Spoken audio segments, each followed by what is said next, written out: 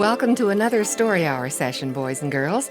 It's Uncle Dan's turn now to bring us another exciting story adapted from Holy Scripture, Genesis chapters 13 through 18. My story today is filled to the brim with adventure.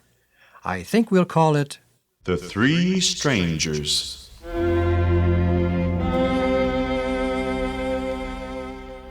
Returning from their disastrous sojourn in Egypt, Abram and Sarah again settled at Bethel. And with him was Lot, his nephew. Well, Uncle Abram, we'll have to admit one thing. Even though our stay in Egypt wasn't too pleasant, yet we returned with more of this world's goods than we had when we went to Egypt. Yes, Lot.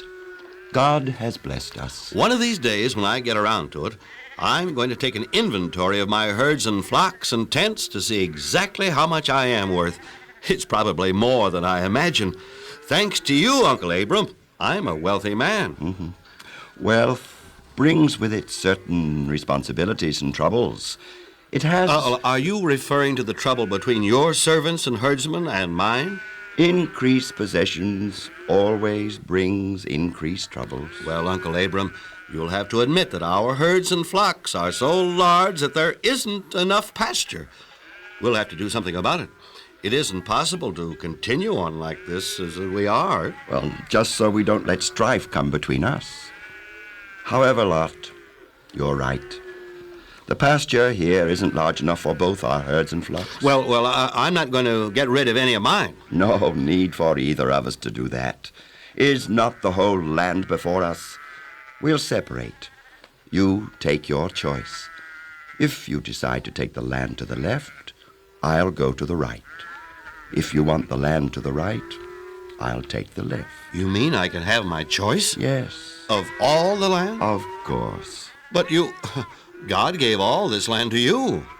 I'll waive my right to it. Well, that's very generous of you, Uncle Abram. And I'll talk it over with my wife and let you know.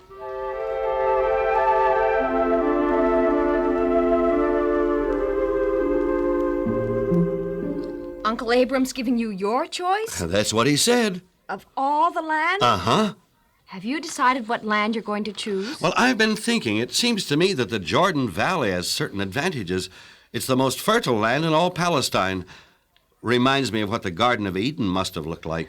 And dear, there are great cities in the Jordan Plain, too. Don't forget that advantage. You like cities? I think they'd be exciting to live in. So much going on. You'd be happy if I chose the Jordan Plain? Will you, Lot? Well, I'll think about it. Please, Lot. Oh, I've heard that there are great marketplaces in the cities. People gather there and sell things and talk and get acquainted. Well, perhaps you're right. Yes, the chance for profitable traffic in the cities is greater than in the mountains and plains. All right, dear. I'll tell Abram that I chose the entire plain of Jordan. Oh! We'll make our permanent home in the city of Sodom. Pleased? Yes.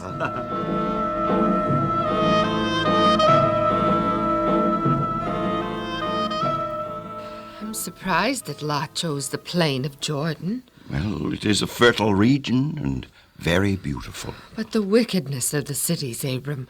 The people are very sinful in the sight of God.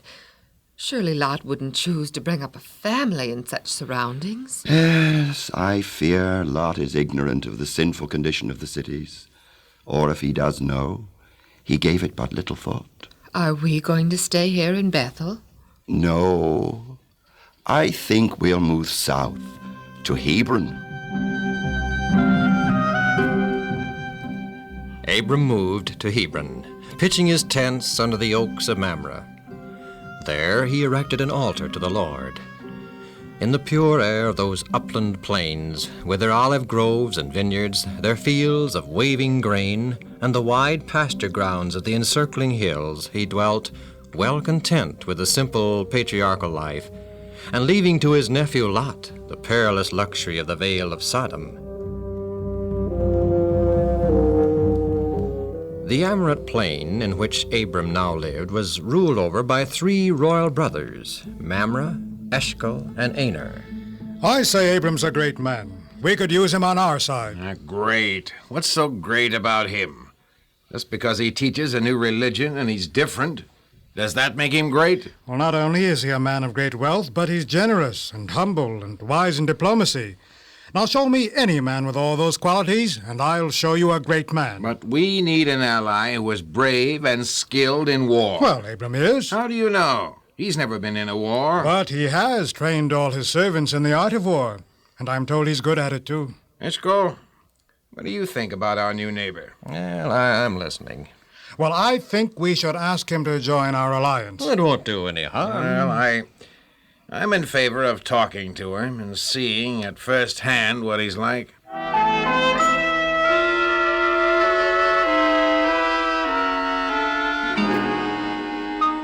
I am greatly honored, Your Majesties, by this visit. Don't be too flattered, Abram, sir. We have a motive, a selfish motive in coming to see you. We need your help. What my brother is talking about is a military alliance between us. You see, Abram, sir, this country is filled with violence and oppression. 14 years ago, Chedorlaomer, king of Elam, invaded this land and made it tributary to him. Well, several of the princes have recently revolted, and we can expect another invasion by Chedorlaomer and his confederates at any moment. If and when this invasion comes, we must stand as one. Only by strong alliances can we hope to successfully oppose Chedorlaomer's invasion. Your Majesties, I will gladly join your alliance. Call upon me for help at any time. And likewise, Abram, you call on us for help, if and when needed. So be it. So be it.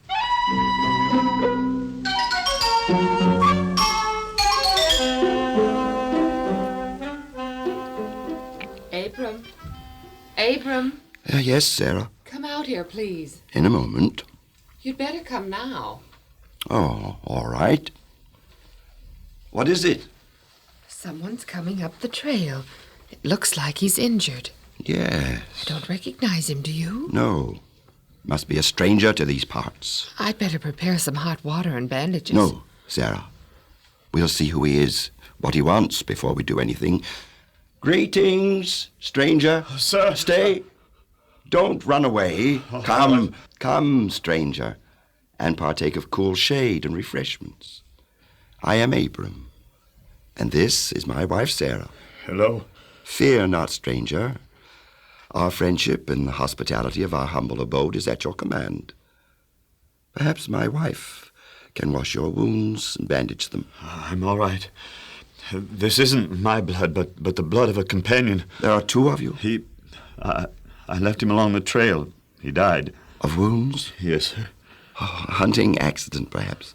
You'd not heard? No, I'm afraid I haven't. Oh, there's been a war. A fierce war between the Elamites and the cities of the plains. I didn't know. It started when Chedorlaomer, king of Elam, came... Pardon my interruption, but Abram, common decency and courtesy demands that this man be washed and refreshed before we allow him to relate his harrowing experiences. She's right, sir. We are most anxious to hear of this war after you are refreshed with water and food.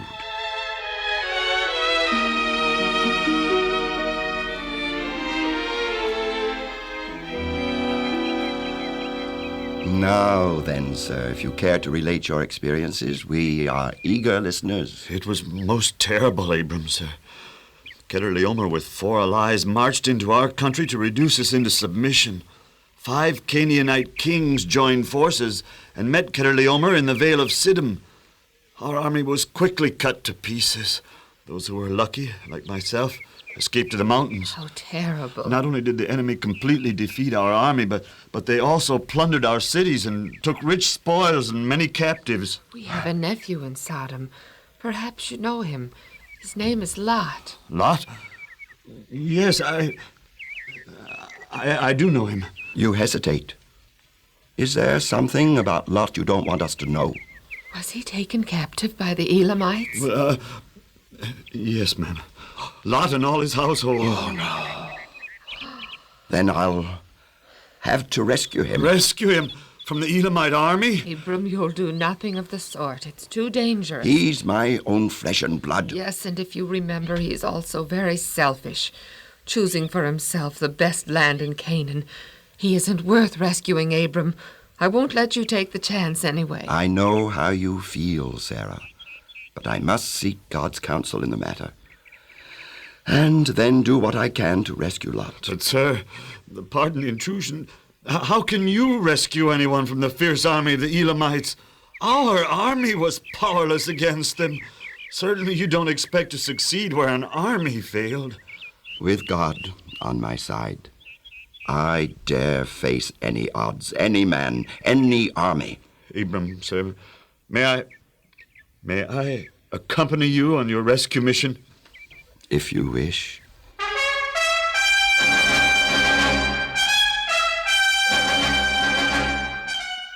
Eliezer, call together my 318 trained servants and prepare them for immediate battle.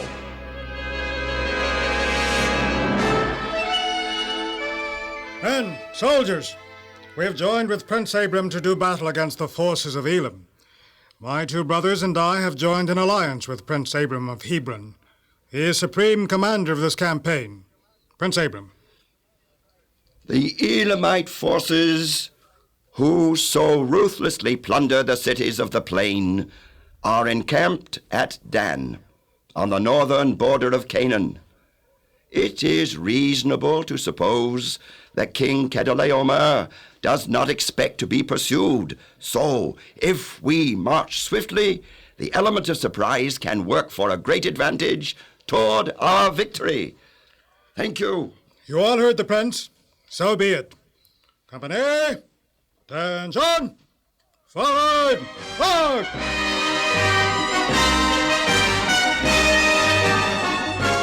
Swiftly, almost silently, Abram and his confederates marched into the north. Closer and closer drew this small band of determined men to the camp of the huge Elamite army. Stopping for a brief rest, the 3 royal brothers discussed the prospects for victory. Personally, I think Prince Abram is crazy to think that we have a chance to win over the Elam army. Then why did you come if you're so sure you're marching straight to your death? Loss of life is more to be desired than loss of honor. But Prince Abram had a secret weapon, the most powerful and efficient weapon in all the world. Before marching from Hebron, Abram had sought God in prayer. O Lord, God of creation, my nephew Lot is in serious trouble. He needs help. I pray thee, O God, be with me and give me success as I attempt to rescue Lot from the evil hands of the king of Elam. If it be thy will, O God, assure me that I am doing my duty as I march against.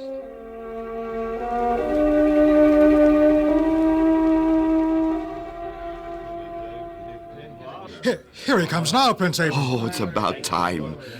Eliezer, you got through to the enemy camp. Yes, Master Abram. Find out anything? Why, they're in the midst of reveling, Master. Apparently they're celebrating their victory. Do you think they suspicion that we've trailed them here? Oh, no, sir. Thank you, Eliezer. I'd alert the men for an immediate attack on the enemy. Mamre, we will wait until dark to attack.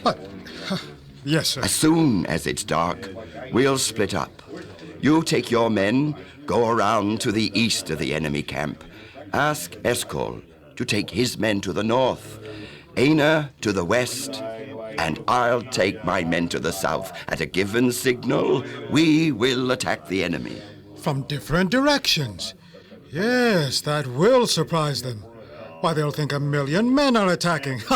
Oh, that's very wise generalship, Prince Abram. And remember, when you attack, make lots of noise, be vigorous, and God will give us a speedy victory.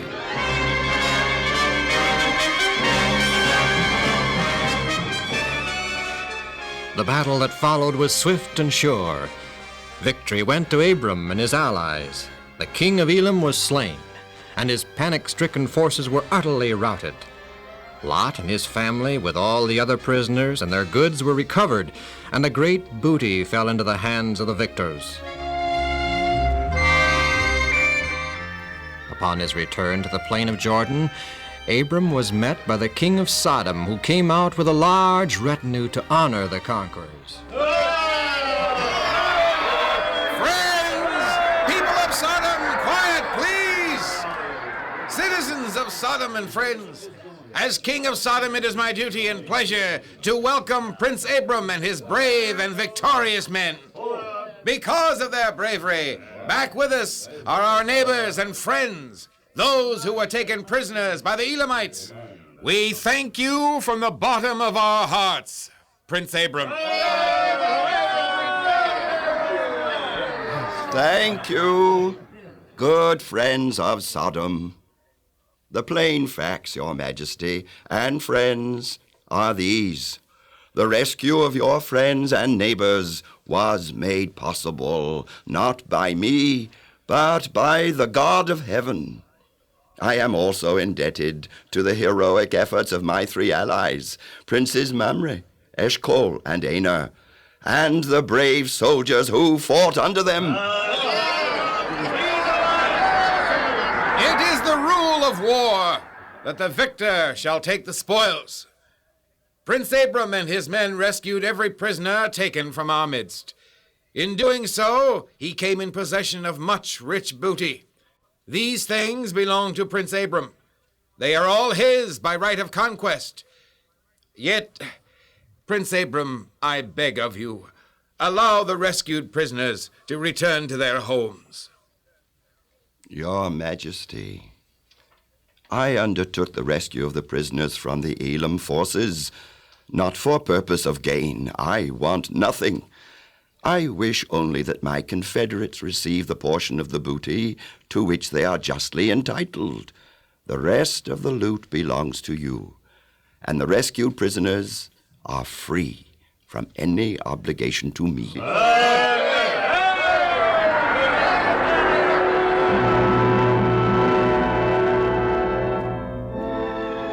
Abram returned to his tents and his flocks, weary but happy. But during the days that followed, he began to show signs of growing concern. You're hard to understand sometimes, Abram. Here you are, a hero and a man of renown and influence among the surrounding nations, and yet something seems to be troubling you. Oh, Sarah, I am troubled. Years ago, God promised to make me the father of a great nation. But we have no children, Sarah. And now, we're too old to have a son and heir. A child of our own? It's impossible, Abram. God gave me a dream. In the dream, I was led outdoors and told to look up at the stars. So shall thy seed be, promised the voice of God. I begged God for some visible evidence that this promise would be fulfilled. In the dream, I was told to make the usual sacrifices customary among men in the ratification of solemn agreements. Making the sacrifices and performing my portion of the vow, I waited for God to perform his part. And then, just as the sun went down, a great darkness fell upon me, and I heard a voice. Abram, friend of God, you are not to expect immediate fulfillment of the promised seed, or immediate possession of the promised land. Thy people shall suffer long and much before they are established in Canaan. Later to thy seed shall be born the Redeemer of the world, the Son of God. He shall become a sacrifice, thus redeeming penitent man from sin. The Son of God shall later come in all his glory. He shall restore the earth to its Edenic beauty, and then and only then shall come the final and complete fulfillment of the promise that thy seed shall inherit the earth. When Abraham had been nearly 25 years in Canaan, God conferred great honor upon him. Angels of heaven walked and talked with him as friend with friend. And when Abram was 99 years old, the Lord changed his name to Abraham, telling him he would be a father of many nations. One hot summer noontide, Abraham and Sarah were sitting in the shade of their tent door, looking out over the quiet landscape, when they saw in the distance 3 travelers approaching. I wonder who they are, Abraham. From this distance, it's hard to tell. Probably strangers. They are dressed like the people of this country. But look, they stop and talk among themselves as if trying to decide which way to go. I'll go and see if I can help them. You'd better hurry, Abraham. They're already turning about and going in another direction.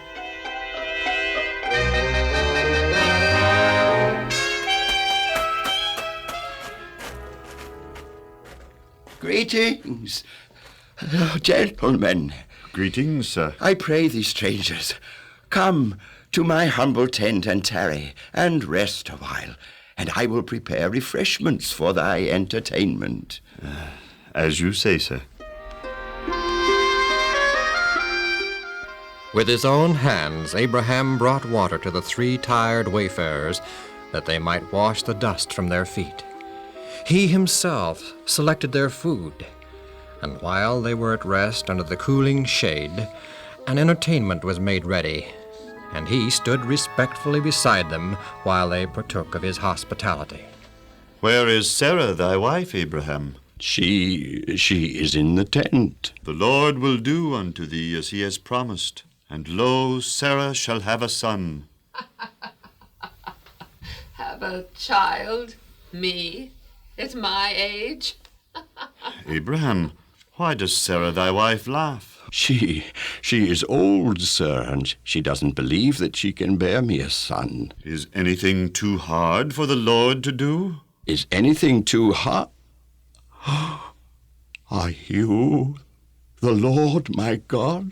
Sarah shall have a son. And the 3 strangers rose up from thence and looked toward Sodom.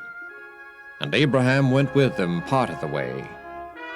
And one of them said unto Abraham, Shall the Lord God hide from you, Abraham, the thing that he is about to do? Abraham, we are on our way now to the city of Sodom. You're going to Sodom? That's where my nephew Lot lives. The cry of Sodom and Gomorrah is great before the Lord, and their sin is very grievous. We go down now to see if what they have done is altogether according to the cry of it. Now 2 of these heavenly messengers turn and start in the direction of the wicked city of Sodom. The 3rd one remains with Abraham. By this time Abraham was certain that he was the Son of God. And Abraham said, O Lord, wilt thou destroy the righteous of Sodom along with the wicked? If there are 50 righteous people within the city, wilt thou save Sodom from destruction because of them? And the Lord answered, If I find in Sodom 50 righteous, then I will spare all the place for their sake. O Lord, if there lack 5 of the 50, wilt thou destroy the city for lack of 5? And the Lord answered, If I find there 45, I will not destroy it. If there are 40 found there, will you destroy Sodom? I will not destroy Sodom for 40's sake. Let not the Lord be angry, and I will yet speak. Peradventure there shall be found only 30 righteous in the city. And the Lord answered, I will not do it if I find 30 there. If there are only 20, I will not destroy it for 20's sake. O my Lord, be not angry with me, and I will make only one more request. Supposing there be only 10 righteous. Again the Lord said, I will not destroy it for the sake of 10.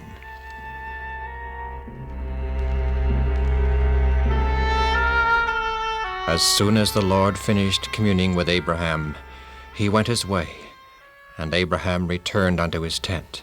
Abraham, were those really angels? Sarah, 2 of them were angels, yes, but the 3rd, he was the Lord himself, the Son of God. The Son of God? The Creator? The Creator of all things, Sarah. Also the same Son of God, who one day shall redeem man from sin. The Son of God. Here. And I thought he was merely a tired wayfarer. And what did the Son of God want with you? The three of them, were on their way to Sodom to see if the people are actually as sinful as they appear. If so, God is going to destroy Sodom. I mean, he was going to, but now he may not. The last time I saw Lot's wife, she told me that the people are so vile and wicked, it's impossible to describe them. In a city the size of Sodom, surely there are 4 or 5 others beside Lot and his family who worship the true God. I doubt it, Abraham. I don't understand why the Lord and the 2 angels came by just to tell you they were going to destroy Sodom. Why tell you? God always warns his people of what he is about to do. He warned Noah of the flood. He warned Adam of the consequences of sin. Always, throughout all the history of the world, God will warn his people of what is about to take place. Would they have warned you about Sodom if you hadn't hastened to them and extended your hospitality? I doubt it, Sarah. Always, then, we should entertain strangers. They may be angels.